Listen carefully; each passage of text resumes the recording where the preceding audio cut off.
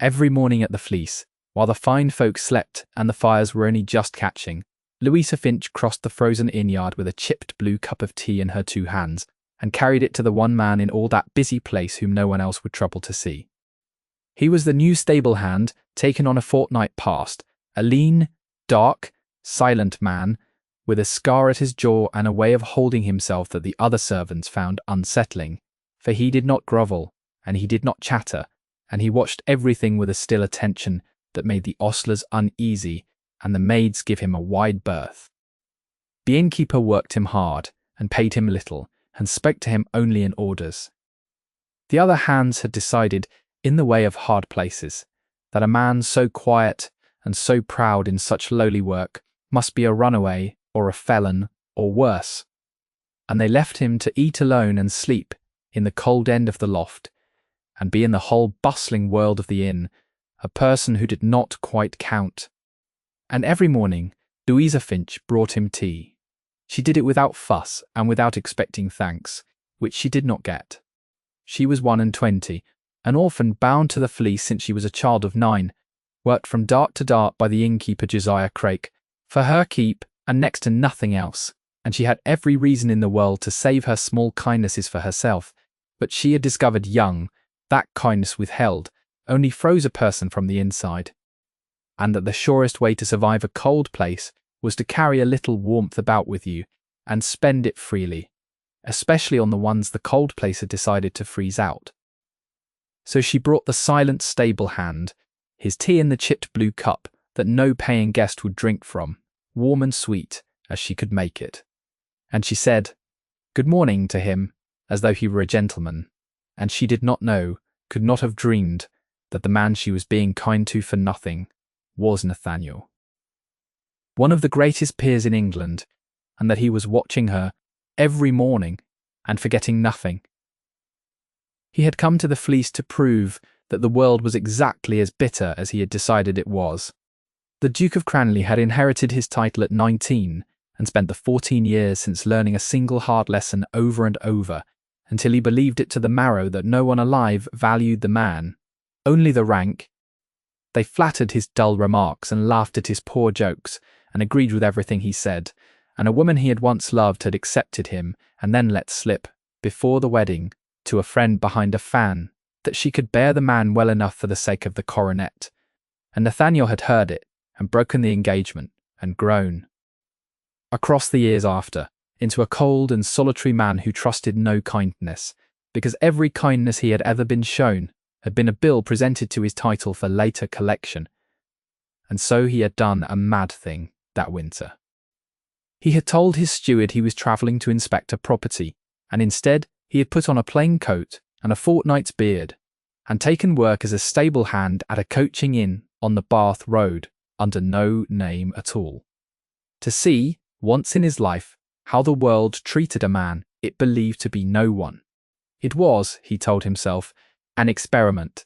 He expected it to confirm everything. He expected to be ignored, worked, scorned, and cheated, and to return to his cold great house with his cold thesis proven, and to stop, at last, the small foolish part of him that still wondered whether he might have been loved for himself, if he had ever once been nobody. For a fortnight the inn confirmed him in every particular. He was ignored, worked, scorned, and cheated exactly as he had predicted, and he took a grim satisfaction in it, the satisfaction of a bitter man being proven right. Except for the girl with the tea. She undid his whole experiment every single morning, and she did not know she was doing it, which was the thing that got under his guard, for a kindness done to a duke is always suspect. But a kindness done to a friendless stable hand who can give nothing back is the one kind of kindness in the world that cannot be a bill. She brought him tea in a chipped cup and wished him good morning, and asked once his silence had thawed enough to let her what he thought about things, not what he could do for her, but what he thought, as though the opinions of a nobody stable hand were worth the having. And the Duke of Cranley, who had not been asked a genuine question in 14 years, found his bitter thesis developing a crack down the middle the exact width of Louisa Finch. "You'll wear yourself out being kind to me," he told her one grey morning, more roughly than he meant, because it frightened him. "The others have decided what I am. You'd do better to save your tea for someone who can do you a good turn back. That's how the world runs. Or hadn't you noticed?" Louisa considered this, warming her chapped hands on the cup before she gave it over. "I've noticed it's how some folk run," she said. "The ones who are always doing sums. I never had the head for sums. My mother used to say that kindness you only spend where it'll pay you back isn't kindness at all. It's just trade in a Sunday coat." She handed him the tea. "And I've watched you a fortnight. You hold yourself like a man that's been sumsed at his whole life, everyone always working out what you're worth to them before they'll say good morning. I reckoned you might like one person about the place who wasn't doing the arithmetic.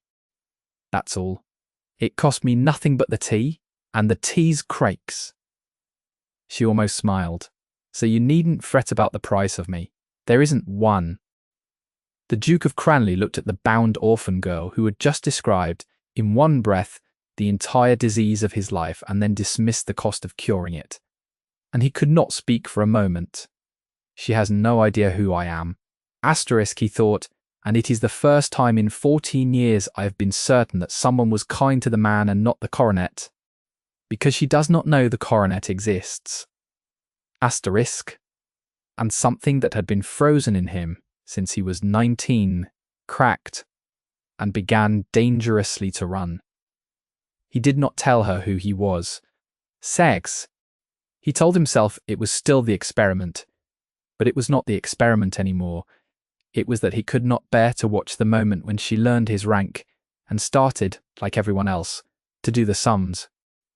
He wanted, for a few more mornings, to be a man a good woman was kind to for no reason at all. So he kept his silence and drank his tea from the chipped blue cup, and he watched Louisa Finch move through her hard days at the Fleece with her freely spent warmth. And he fell, quietly, completely, against every cold intention he had brought with him. In love, for the first time in his life, with someone who wanted precisely nothing from him. The mornings became, without either of them naming it, the thing each of them woke for. She began to stay a little past the handing over of the cup, when her work allowed it, and they talked. The disguised Duke and the bound orphan, leaning on either side of a stall door, in the lantern dark before the inn woke, and Nathaniel of Cranley discovered that he had never in his life had a conversation quite like it. Because Louisa Finch argued with him. She did not agree with a word he said for the pleasure of agreeing.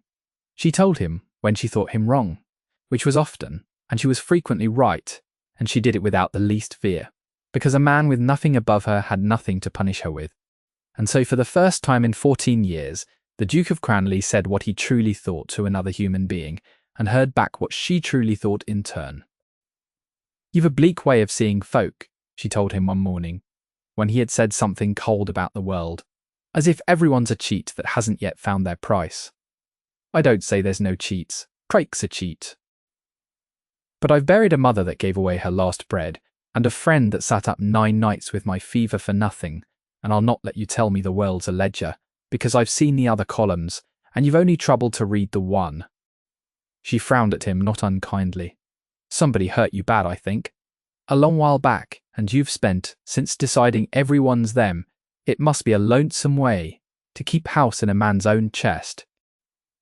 He looked at her a long moment in the lantern light, close enough across the stall door that he could have counted the chap on her knuckles, close enough that 1 honest inch would have closed the whole distance between them, and neither of them moved, and the horses shifted in the dark.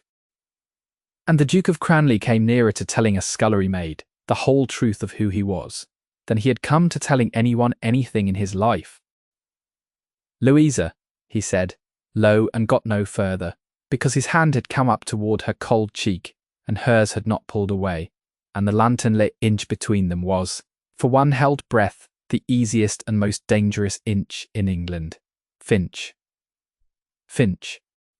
Crake's ball split the yard from the kitchen door. "Where's that lazy slut got to? There's grates to be blacked." And the moment shattered like a dropped cup, and Louisa was gone across the yard to her work, with her cheek unwarmed, and her heart going strangely, and the Duke stood in the stable with his empty hand, and understood that the experiment was long over and something far more perilous had taken its place. For the innkeeper, Josiah Craik was the kind of petty tyrant that hard places breed, and he had plans for Louisa Finch. Craik had raised her from a child on the cheap and worked her like 3 servants for the price of none, and he had lately settled on a way to keep her doing it forever. He meant to marry her to his son Ned, a heavy sullen brute of a young man who had looked at Louisa the way Ned looked at everything he wanted to break, and who would keep her bound to the Fleece and to the Craiks as unpaid family labour for the rest of her life. Craik had put it to her as a generosity. "I'll make you my son's wife, girl, which is more than an orphan. Nobody's got any right to expect." And when Louisa had refused, quietly and steadily, he had begun to squeeze, her small wages docked to nothing, her few free hours taken. The threat made plain that a bound girl who would not oblige could be turned out on the winter road with no character and no place to freeze, or worse. The disguised Duke watched Josiah Craik corner Louisa in the yard one evening and heard the threat made, and it took the whole of his hard-won discipline not to break his own disguise on the spot and thrash the man. For the Duke of Cranley could have ended Josiah Craik with a word in his true person, and it near killed him to stand by as a powerless stable hand and watch a good woman be squeezed. But he saw, too, the thing that finished his transformation entirely. He saw Louisa Finch, cornered and threatened with the winter road, refuse the brute anyway. "I'd sooner take the road, Mr. P." "Craik," she said, pale but level, "than take Ned. I've not got much. That's my own in this world. I've got my 2 hands and my good name and the right to say no to a thing that's wrong, and I'll keep all 3. Thank you, even if keeping them cost me the roof. You can turn me out. You cannot make me sell the only things I own." And she went back to her work, and the Duke of Cranley stood in the shadow of the stable with his heart going like a hammer, and understood that he had come to that inn to prove the world was worthless, and had instead found in a bound servant girl more dignity than he had met in 14 years of drawing rooms. That night, his people found him. They had traced him at last, a steward and 2 grooms, come to fetch a truant duke home to duties that would not wait, and they came into the yard at dark, and there was no more disguise to be had. The Duke of Cranley had time only to make one hard choice, to go with them at once and quietly, before the whole inn erupted and the moment turned to spectacle, and to say nothing to Louisa, because a duke revealing himself in a torchlit inn-yard at midnight would frighten her and shame her. He would come back for her, he swore it, and properly. So he let them take him away in the dark. The silent stable hand, simply gone by morning, vanished without a word or a wage or a goodbye. He looked back at the inn from the carriage window as they drove out. Once, at the dark shape of the loft where a girl slept, who had given him back a thing he had buried at 19, and Nathaniel of Cranley made 3 vows to himself on that cold road that he did not break. That he would come back for her, properly, as himself. That he would not let her learn who he was, in a manner that shamed or frightened her. And that whatever it cost him in the eyes of his rank and his court, he would honour what she had done for a nobody, in the only fitting way there was, in the full light, before everyone, so that the whole world that had taught him to be cold would be made to see the warm and dignified thing it had walked past. He had spent 14 years believing no one would ever value the man beneath the coronet. He had been wrong for a fortnight, in a stable yard over a chipped cup of tea, and he did not intend to spend 1 hour more being wrong in the old direction. But he could tell her none of it that night, and so to her he simply vanished. And Louisa Finch crossed the frozen yard at dawn with a chipped blue cup of tea in her 2 hands, and found the cold end of the loft empty, and stood a long moment in the grey light, understanding that the one person at the Fleece she had been kind to for nothing had gone in the night like all the rest. She did not weep, for weeping was a luxury Craik's hours did not allow. She poured the tea out into the snow and watched it steam and vanish, and told herself it did not matter, that she had always known better than to grow fond of a thing that could leave. and went into black the grates, and did not once let anyone at the Fleece see that something in her had gone as cold and empty that morning as the end of the loft where a silent man used to sleep. Before this story arrives where it is going, and it is going somewhere Louisa Finch could not, in her wildest dreaming, have foreseen. Fortnight at the Fleece that must be passed through, the way the coldest hour comes, always just before the dawn. If you have stayed with this story so far, stay a little longer. The morning is nearer than she knew. And if you find your heart moved by tales of quiet goodness seen, at last by exactly the right person, the bell beneath this story is how we go on meeting by the same fire. Josiah Craik did not take Louisa's refusal for an answer, because men like Craik never do. With the strange, silent, stable hand gone, he set about his plan in earnest. And he did it in the cruel, patient way of a man who holds all the cards. He gave Louisa a fortnight to change her mind about Ned, and he made the fortnight a misery. The worst work, the coldest sleeping place, the meals docked, the small dignities stripped one by one. All of it designed to teach a bound orphan that she had no self-worth keeping and had best take what a Craik offered before she was turned out to die of her own pride. At the end of the fortnight he stood her in the tap-room before his son, and swore that she would be wed to Ned by the week's end, or be gone down the winter road that same night, with no character and no coin, and he was entirely certain, having broken harder things than her, that she would break. There was one soul at the Fleece who loved her, an old half-blind cook named Bess, who had known Louisa since she came to the inn a child of 9, and Bess found her one night in the scullery with her chapped hands in the cold wash-water, and begged her for once to be sensible. "Take the boy, child," the old woman whispered. "I know what Ned is. God forgive me, I nursed him. But a hard husband and a roof is a thing a girl can live inside of, and the winter road is a thing that kills. You've no money and no people and no place. Pride's a fine coat, but it won't keep the snow off. Take him and live." "I can't, Bess," Louisa said, and her voice was steady, though her hands shook in the water.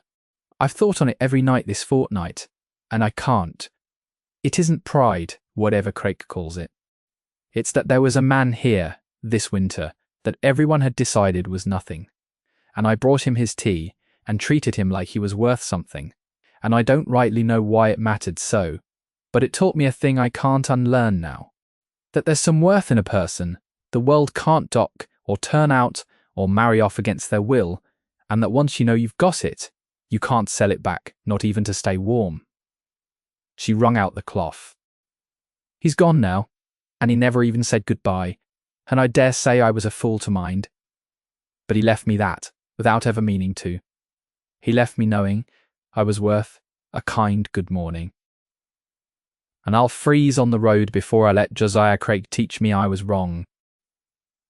Old Bess looked at her a long moment in the guttering rushlight, and then kissed her grey-haired head to the girl's brow and said no more. For there are some kinds of dignity that even love has no right to argue with. So, Louisa did not break. She stood in the tap-room the next morning, thin and cold and frightened, and she said, "Then I'll take the road, Mr. Craik, and God keep me on it, for I'd rather freeze an honest woman than warm myself a Craik." And Josiah Craik, in raged past sense, would have turned her out into the snow that very night. But the road, as it happened, was about to bring something up it that Josiah Craik had not reckoned on in any of his sums. For a carriage came into the yard of the Fleece the next morning, and it was no common carriage but a great one, with a crest on the door and outriders, and a liveried man who stepped down and asked, in the cold voice of a servant who serves the very grate, for the innkeeper, and informed the suddenly bowing, scraping Josiah Craik, that his Grace the Duke of Cranley required the immediate attendance in London of a young woman believed to be in Craik's employ, one Louisa Finch, and that a place had been made for her in the carriage, and that Mr. Craik would produce her at once and be glad of the honour done his house. Louisa, summoned white-faced from the scullery, understood none of it. She knew only that a duke she had never heard of had sent a crested carriage for a bound orphan girl, that Josiah Craik was staring at her, as though she had grown a second head, and that she was being handed up into a carriage finer than anything she had ridden in her life, to be carried to London for a reason no one would explain. She thought, on the whole, that she was in some terrible trouble. She could not imagine what a duke could want with her. But punishment, for in Louisa's experience the great did not send for the small to do them good. They brought her, 3 days later, to a palace. It was a royal drawing room at St. James's, and Louisa Finch, scrubbed and put into a plain good gown by kind strangers who would not tell her why, was led through halls of a magnificence that stopped her breath, past hundreds of the greatest people in England, in their silks and their diamonds, toward the far end of a vast bright room, where beneath a canopy estayed the throne and the sovereign of the realm, and where the whole glittering court was gathered, and murmuring and turning, now to look at the frightened servant girl being brought up the length of the floor. She did not know why she was there. She wanted, more than she had ever wanted anything, to run. She kept her chin up and her hands folded because they were the only things she had ever owned, and she walked toward the throne certain she was walking toward her doom. And then a man stepped out from among the greatest peers of the realm, in the full magnificence of his rank, and came down the floor to meet her. A lean, dark man, with a scar at his jaw and eyes she knew, and it took Louisa Finch a long, reeling moment to understand that the Duke of Cranley, before whom the whole court inclined, was the silent stable hand she had brought tea to every morning in a chipped blue cup. "Your Grace," she whispered, and began in her confusion to sink into the curtsy of a servant. "No," said the Duke of Cranley, and he caught her hand and raised her up before she could kneel, in front of the throne, in front of the entire assembled court, and he turned to face them all, and he spoke so that the great room heard every word. "I owe this lady a debt," he said, "and I have brought her before the whole of you, and before His Majesty, to pay it in the only coin that will not shame it, the truth spoken where everyone can hear. A month ago I put off my name and my rank, and took work as a stable hand at a common inn, because I had grown so sick of being flattered for my title that I no longer believed any soul alive would show a plain kindness to a man who could do nothing for them. And I was very nearly right. For a fortnight I was ignored and scorned and cheated by every person who believed me a nobody, every person but one." He drew from his coat a thing that made the diamonded court lean and stare, a chipped blue teacup, common as dirt, that he had carried out of that inn, and it was plain, kept close ever since. This lady is Louisa Finch. She is an orphan, bound in service, worked half to death and paid in nothing, and she owns by her own reckoning 3 things in this world: her 2 hands, her good name, and her right to say no to what is wrong. And every morning, out of the whole of that poverty, she carried warm tea in this cracked cup to a friendless stable hand she believed could never repay her, and wished him good morning, as though he were a prince, and asked him what he thought, and wanted nothing from him at all. She showed more true dignity to a nobody in a stable yard than I've been shown by the whole of this court in 14 years of being bowed to. I have brought her here so that all of you might see what I saw, that the finest breeding in this kingdom this morning is standing in a plain gown at the foot of the throne, and did not know until 3 days ago that she possessed it." The court was utterly silent, and into that silence walked the one man who could not read a room, for Josiah Craik had followed the crested carriage to London scenting money, and had bribed and bustled his way into the palace's outer press, and he shoved forward, now bowing and grasping, to claim his share. Your Grace is too generous to the girl. She is my bound servant. Your Grace raised at my expense, and if there is any reward in it, it is I who—" "You," said the Duke of Cranley, without raising his voice, "are the man who threatened to turn her onto the winter road, to freeze because she would not marry your son against her will. I stood in your yard and heard you do it. I know precisely what you are, Mr. Craik, for I shovelled your stables a fortnight and watched you, and this court will know it too before the hour is out." And Josiah Craik, who had come to collect, went grey and was quietly removed, and was ruined within the month by the plain public truth of what he was, which is the one debt a man like that can never talk his way out of. Then the Duke turned back to Louisa, and the whole court with him, and he did the thing he had brought her there to do. "Louisa Finch," he said, and went down before the throne, on one knee, a duke kneeling to a servant girl in front of his sovereign and his peers. "I have loved you since the third morning and the third cup, and I will spend the rest of my life proving that a man may be loved for himself, because you taught me it was possible when you did not know I was anyone at all. Marry me. Not to reward you. I would not so cheapen what you did. Marry me because you are the only person in 14 years who saw the man and not the title. And I cannot go back to a world of people, doing sums now that I have known one who never once did. Say yes, and be my Duchess, and go on being exactly, and only what you already are." And Louisa Finch, who had walked up that floor certain she was walking to her doom, found her voice at last and used it, before the throne and all the court, with the same quiet dignity she had carried across a frozen inn-yard every morning of her life. "Your Grace," she said, "you must not kneel to me, and you must not turn my tea into a bargain, for it was never won. I did not pour it to be made a lady. I poured it because you were cold and alone and no one else would, and I would pour it again tomorrow if you were a stable boy still, and I a scullery maid forever. Do not make my kindness a debt you have to pay. That is the one thing in the world that would spoil it." She looked at him, and the whole terrified journey went out of her face, and something steadier came into it. "But if you are asking me, the man from the stable yard, the one I already knew, whether I will have him, and not offering to buy an orphan a crown she never asked for, then, yes, I will. I liked him very much before I ever knew he was anyone. I find I like him no less for it now." And the Duke of Cranley rose and kissed her, once there before the throne of England, and what broke open in Louisa Finch was the whole buried belief that a life of quiet goodness spent on people who could never repay it went always and forever unseen, for it had been seen, the whole of it, by exactly the right person, and she would never be invisible again. Josiah Craik lost the Fleece within the year.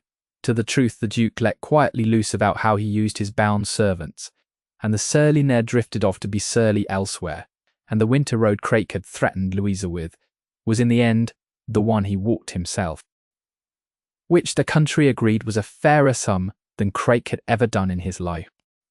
They were married that spring, and the court that had watched a duke kneel to a servant girl found, to its own surprise, that it could not sneer at her for long, because there was nothing in Louisa to sneer at. She was kind to the greatest lady and the lowest footman in precisely the same measure, and did the arithmetic of worth on no one. And a world weary of being flattered discovered it did not know quite what to do with a duchess who could not be bought and did not want to be, except slowly to love her, which most of them did. She never grew grand.